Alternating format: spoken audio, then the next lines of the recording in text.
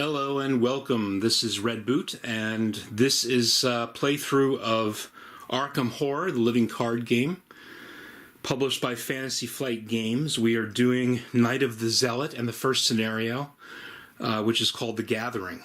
And as you can see in the middle of your screen, we're set up in the study. Roland Banks and Rex Murphy, the federal agent and the journalist, respectively, are holed up in the study of Roland's home. Roland is the lead investigator on this case, trying to figure out what's been going on in Arkham. So I'm going to go ahead and get started with this scenario. First of all, let's read a little bit of the flavor text from the location card. For example, you've been investigating the strange events occurring in Arkham for several days now. Your desk is covered in newspaper articles, police reports, and witness accounts. The agenda deck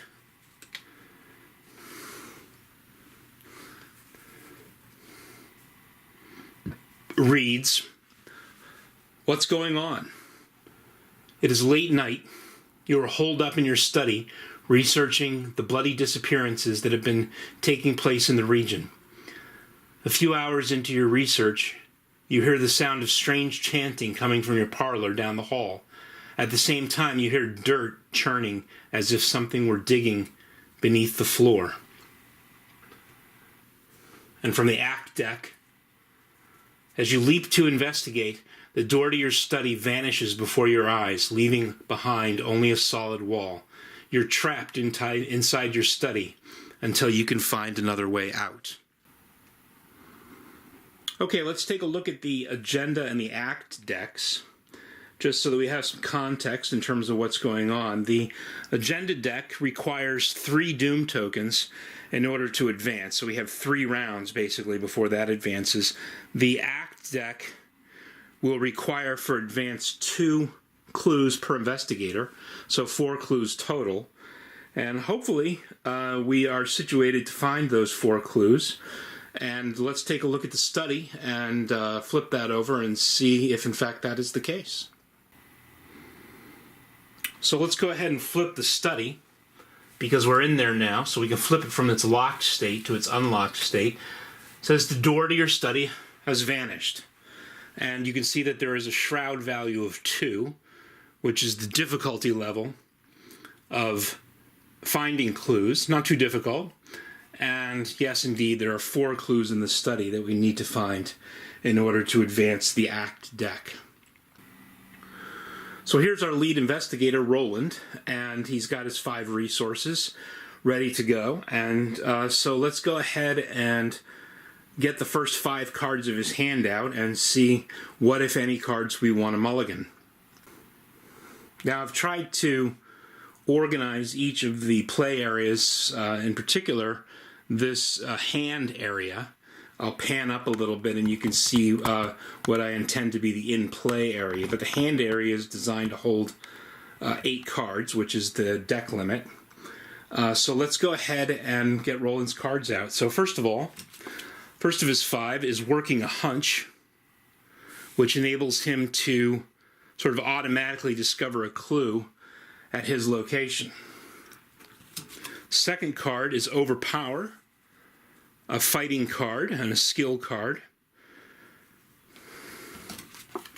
Third is Unexpected Courage, an all-purpose sort of wild card for committing to skill tests. And finally, not finally, actually, with the 4th card is Vicious Blow, which is another fighting card. And finally, Psychosis, which is his basic weakness, which we can't draw in his first hand. So we're definitely going to be mulliganing that one. And the one thing that you'll see in looking at these 5 cards is that there's no weapon in his hand. So I'm not too enamored of this hand. So we're going to get rid of basic weakness. I think we'll get rid of working a hunch. And I'm going to get rid of Vicious Blow for now. I think I'll keep Overpower. Yeah, I think I'll keep Overpower. I'll certainly keep Unexpected Courage because it's sort of generally useful. So we'll shuffle the 3 cards that I just drew back into the deck. Actually, we don't do that first, do we? First, we draw 3 new cards. And I got another Overpower card, which is not great.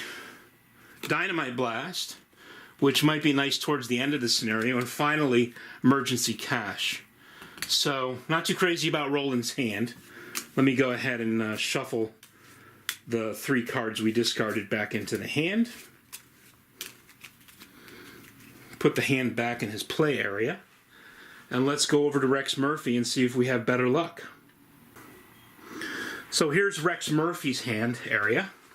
And he's going to draw 5 cards. Inquiring Mind. A really nice 3 wild card test buffer.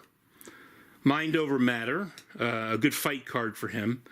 Enables him to use intellect instead of fight or evade. Magnifying Glass, very good.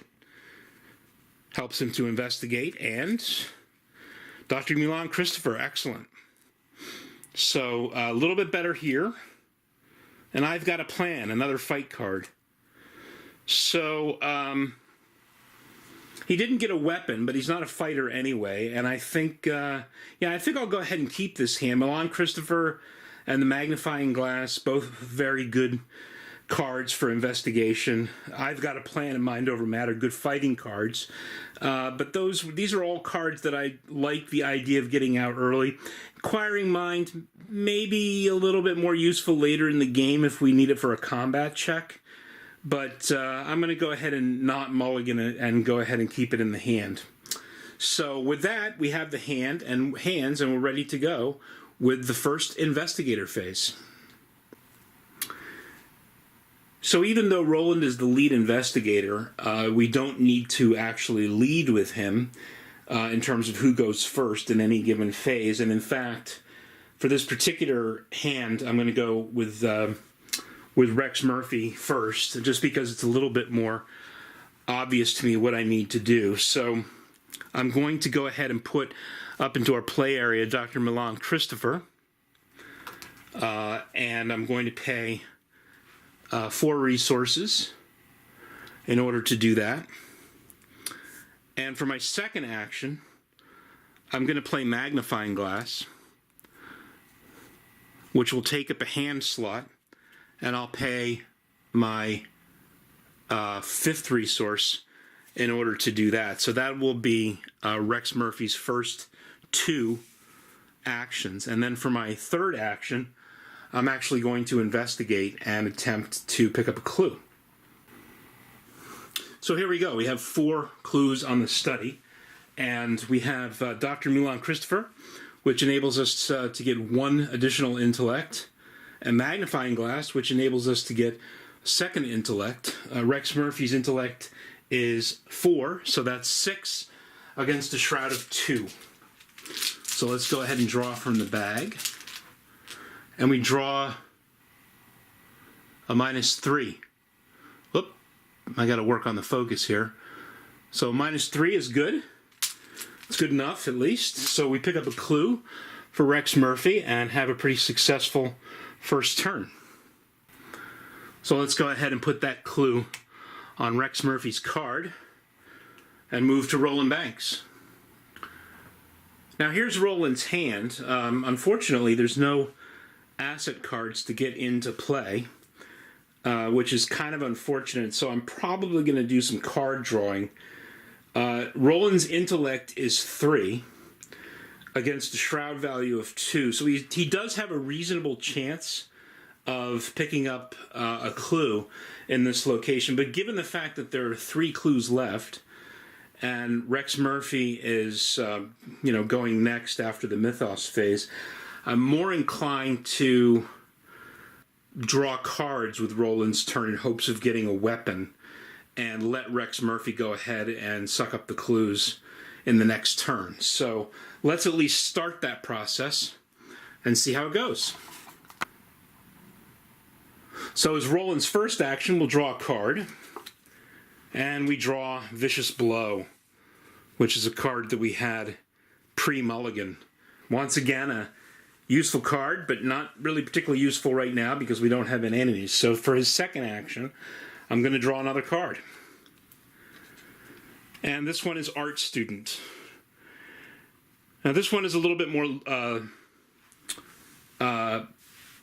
useful because I can actually use Art Student to discover a clue at the location. And I think I'm going to do that. I'm going to go ahead and put her in as an ally for my third action and discover a clue at my location. She gets 2 horror, so that enables me to suck up a little horror because Roland only has 5 sanity. So I think that will be the right thing to do. So we're going to go ahead and move her up to the play area.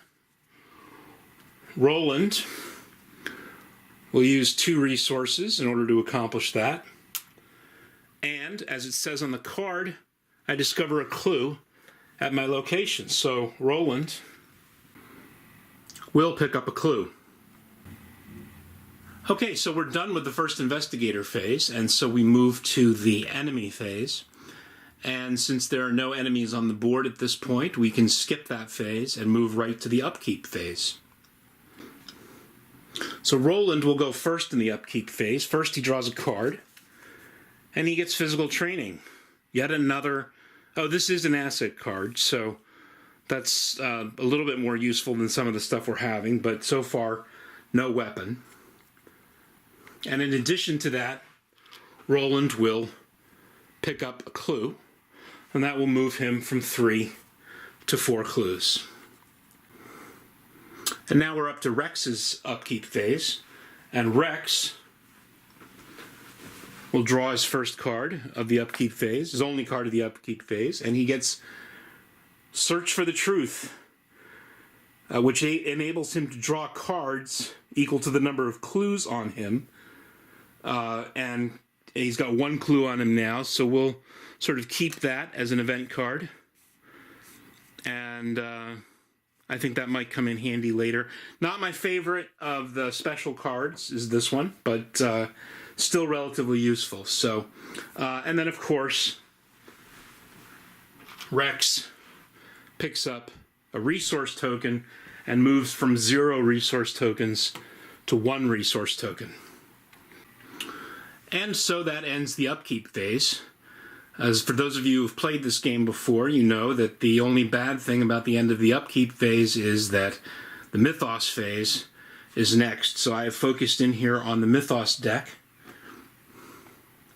Before going to the Mythos deck, however, we need to put a Doom token on the agenda. Our first Doom token for our first Mythos phase. So we have 2 to go. Okay, so let's see what the Mythos phase has to offer. Roland, as the lead investigator, goes first in the Mythos phase, and he picks up Dissonant Voices. This is a revelation card. Put Dissonant Voices into play in your threat area. You cannot play assets or events. At the end of the round, discard Dissonant Voices. Well, that's not so bad. Not a horrible time to have it. I was planning on trying to play physical training this turn, but it's not essential to do that. That was more preparatory, so we'll go ahead and we'll put this in his play area. So here goes Dissonant Voices into Roland's play area next to the Art Student. Okay, so let's see what the Mythos phase has in store for Rex Murphy. He gets Grasping Hands. He has to take an agility test of 3, which is his agility, and for each point he fails by, he takes 1 damage. Now, we really don't want to fail this if we can help it, because he's only got 6 damage to take. And so let's take a look at our hand and see if there's anything we can do. So here is Rex's hand. Now, we could use Inquiring Mind, which would give us an excellent chance of passing the test. But and it can be used only if there is a clue at our location, and there are in fact 2 clues at our location.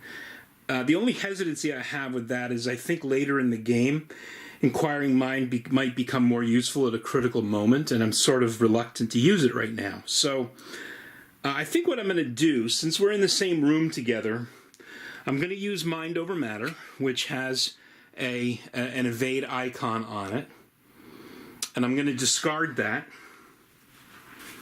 Move these over. And so we'll add 1 onto our evade ability, and that will make this a 4 against 3. So I'm going to dip into the chaos bag here, and I'm going to pull out a skull token, and a skull token is a -2 in this scenario. Oh no, that's under a hard expert. It's a -X, where X is the number of ghoul enemies at my location. There are, in fact, no ghoul enemies at my location. Therefore, this is a -0, and that is a pass. In fact, I didn't need to commit Mind Over Matter, but I'm still glad, even in retrospect, that I did. So that test is succeeded. And so we will discard Grasping Hands. And that is the end of the Mythos phase. So we are ready to move on to the second Investigator phase. So once again, we're going to start with Rex Murphy. We have 2 clues left to go in the study before we can advance the Act deck. And I think I'm going to use his first 2 actions to investigate. So he's got an intellect of 4. He gets +1 for Dr. Milan Christopher. Incidentally, I forgot, because he investigated successfully with Dr. Milan Christopher in the last round, he gets another resource. That's Dr. Christopher's special ability, so I'll go ahead and put that on there now, because I forgot. And we have a 6 against 2, so let's see what we get. We get a -4. So we just barely made it, but we did pass. So once again, he gets a resource for being successful with Dr. Christopher, and more importantly, he picks up a clue. So that was his first action. And now for his second action, he's going to try to pick up that 4th clue. So far we've been pretty lucky, even though we haven't drawn very well, and we get a skull token. Once again, a skull token is -1, -X, X being the number of ghouls at the location. There are no ghouls in the location, and therefore he is successful in picking up another clue. So he has 4 clues at this point, so we can advance the Act. So I'm going to go ahead and do that first, because the Act advances immediately. In fact, yes. The Act advances immediately, so we'll do the third action in a few moments. So you notice that the edges of your newly purchased rug are tattered and mud-stained. Finding this odd, you shift the furniture aside and pull back the rug. To your surprise, you see the door leading out of your study. You slowly turn the knob and the door swings open, revealing your hallway below. You jump through the doorway, landing on your feet on the soft dirt. The door to the study slams shut above you. The smell of burning wood fills the narrow hall, intermingled with the scent of rot and decay. Put into play the set-aside hallway, cellar, attic, and parlor. Discard each enemy in the study. There are none. Place each investigator in the hallway and remove the study from the game. So I'm going to go off camera for a few minutes and get set up, and when I come back, we'll be in the hallway, and Rex will be ready to go to the third action of his turn. And here we are in the rest of the house. Hallway, whoops, I didn't mean to flip the cellar. Hallway says, a moment of panic and disorientation strikes you as you land upon the floor of the hallway. The world spins as if turned on its head. And I can go ahead and flip this now since we're in the hallway. The walls of your house are spattered with mud and your hardwood floor is gone, replaced with a dirt path. You can see that the shroud value in the hallway is 1, but there are no clues in the hallway, so we're going to have to figure out how to get some clues. And the reason for that is because as we advance the act agenda, you can see that we have to pick up 3 clues per investigator, or 6 clues total. So let me read this. The barrier, it says. A glowing barrier blocks the path to the parlor. As you move towards it, intense heat forces you to back away. Picking up a handful of dirt, you toss it at the barrier and watch in horror as the dirt incinerates. Perhaps there's something in the cellar or attic that can help. Objective. When the round ends, investigators in the hallway may, as a group, spend the requisite number of clues to advance. So that means that the recipients of clues, whether Roland, Rex, or both need to be in the hallway in order to trigger the next act. So in the meantime, we have 1 doom on the agenda, 1 coming soon out of 3, so we have a little bit of time, I think, to explore. And let's go back to where we were and go to Rex's next action.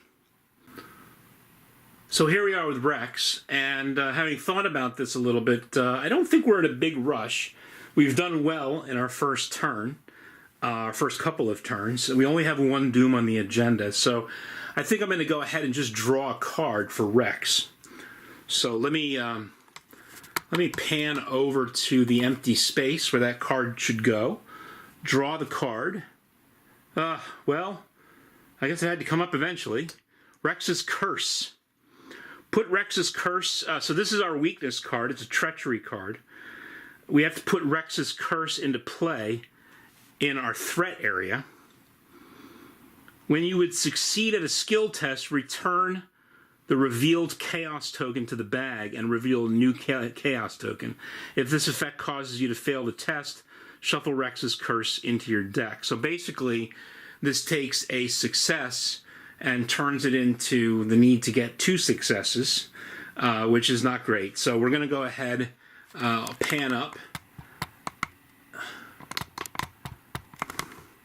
and I'll put it up above his play area, which I intend to be his threat area, and hopefully that won't hurt us too badly as we move forward in the game, and we can reshuffle it back into the deck after a relatively unimportant failure. So we'll see what happens.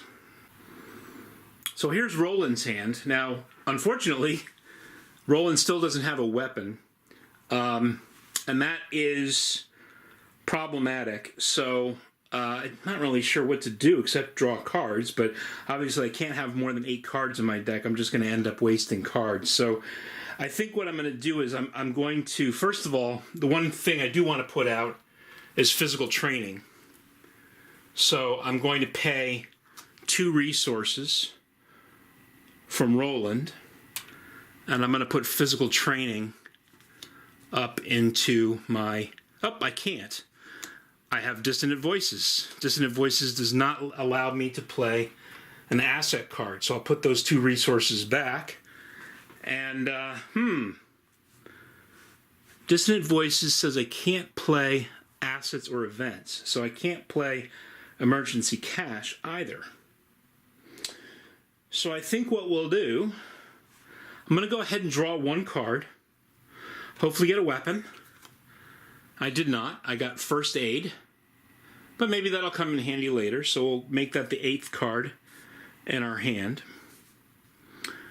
And with my second action, I think I'm going to go ahead and move Roland up to the attic. So the attic says, the smell of rotten meat assaults your nostrils as you approach the attic stairs. And when you flip it over as he arrives, first of all, it's got 4 clues on it. We'll get those out. 1, 2, 3, and 4. It's got a shroud value of 1, which is nice. That's good for Roland, because his intellect is only 3, so I think we might use Roland to get those clues up there. Flavor text says, the bloody carcass of a malformed beast swings from a meat hook chained to the ceiling. Blood drains slowly from the carcass, dripping into a small barrel. Forced. As you enter the attic, take 1 horror. Well, that's not great for Roland. Roland doesn't have a lot of horror to give. Although I think this is a good place for him to be, so maybe it'll be worth it, but I'll put 1 horror there on his card. So as his third and final action, we're going to go ahead and attempt a investigation. He's got an intellect of 3, and there's a shroud value of 1.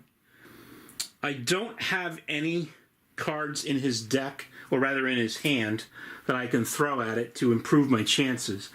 My chances are reasonably good as it is, so I'm going to draw to a -2, and I get, if you can see that, a -1. So he is successful in picking up his first clue.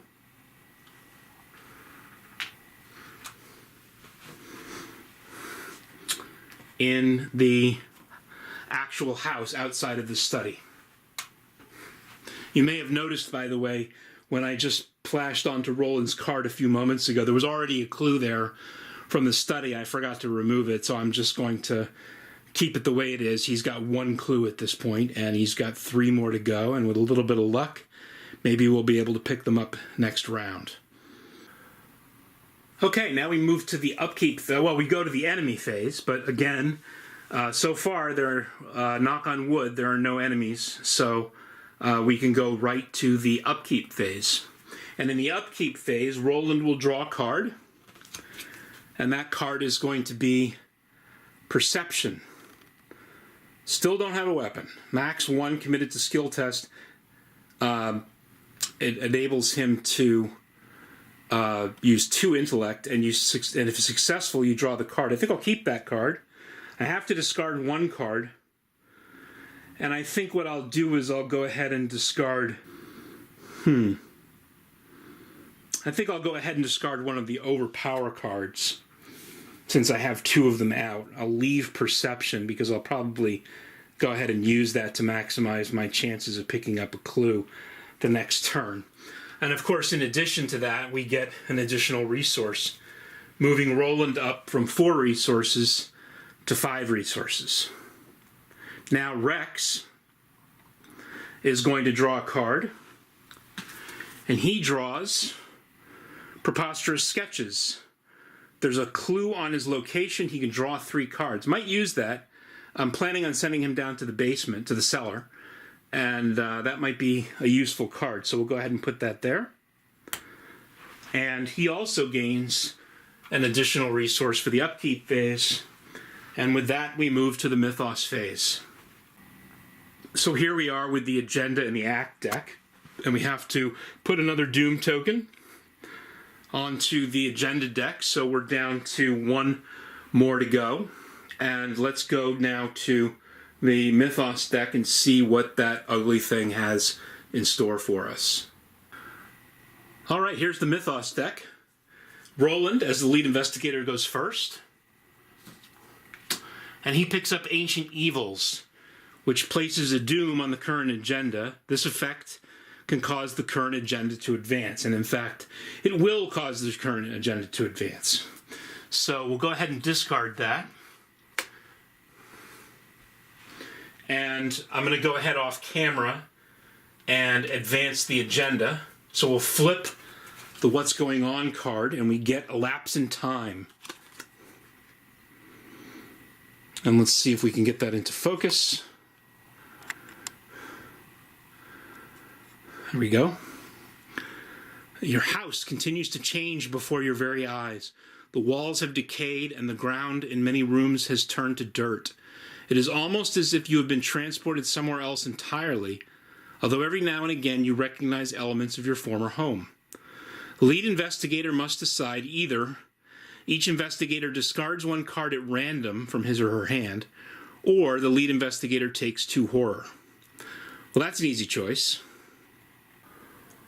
Roland is relatively happy to take out a card. Frees up a space for the potential weapons, so I'll just randomize these off camera here and pick one.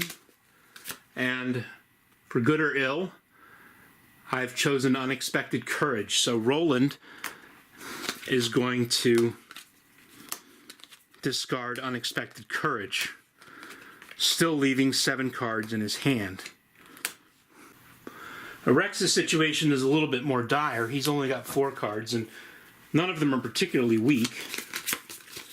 So we'll go ahead and we'll give him a little bit of a shuffle, and we draw his special card, Search for the Truth, which, although it is his special card, is terribly upsetting because, as I said, it's not my favorite card of all the specials. So, Preposterous Sketches, Inquiring Mind, and I've Got a Plan stay and play as the agenda advances. And we'll read the text of Agenda 2A. The floor beneath you is giving way, and you see a vast network of tunnels twisting into the darkness below. Shapes and silhouettes of strange creatures move swiftly through the tunnels, trying to find a way up. You probably don't want to be here when they do. And we have a doom value here of 7. So we have 7 rounds to accomplish what we need to accomplish, which is to get enough clues to break into the parlor. So that's the Mythos phase, and we are ready to go with the next Investigator phase. So let's take a look at the map here. We've got Roland. Whoops, let me pan up just a little bit. We've got Roland up in the attic, waiting to pick up some clues with a relatively easy shroud value, and we've got Rex still in the hallway, poised to go down into the cellar, where he hopefully will pick up a couple extra clues there. I should note, by the way, that the attic has a victory value of 1, which is quite important. We are going to be playing through the entire campaign, and that will enable us an upgrade of 1 when we get to the end of the scenario, if we can get all the clues on that location. So I definitely want to do that, even if all the clues are not entirely necessary. So with that, let's go to the Investigator phase, and we'll start this time with Roland Banks. Now, Roland, you will recall, drew the Perception card. And I'm going to go ahead and use that now. Max 1 card, committed to the test, and if successful, draw 1. I'm going to use that to investigate. It's got a 2 icon intellect, so that will move his intellect up to 5. And I'll discard that. 5 against a shroud value of 1 means that I need a -4. And I get a -1. So he's successful. And the first thing that means is he gets a clue from the attic, moving us up to 2 out of the 6 we need to progress. And the second thing it means, because of the card power, is I get to draw a card to replace the card that I took, and I get Preposterous Sketches. Play if there's a clue on my location, draw 3 cards. Might take that into consideration, actually. And in fact, I think I will use that card. Whether to use that to get the clues or draw the cards. I really need a weapon right now. So I think what I'm going to do for my second action, for Roland's second action, is I'm going to use Preposterous Sketches as an event. I'll pay 2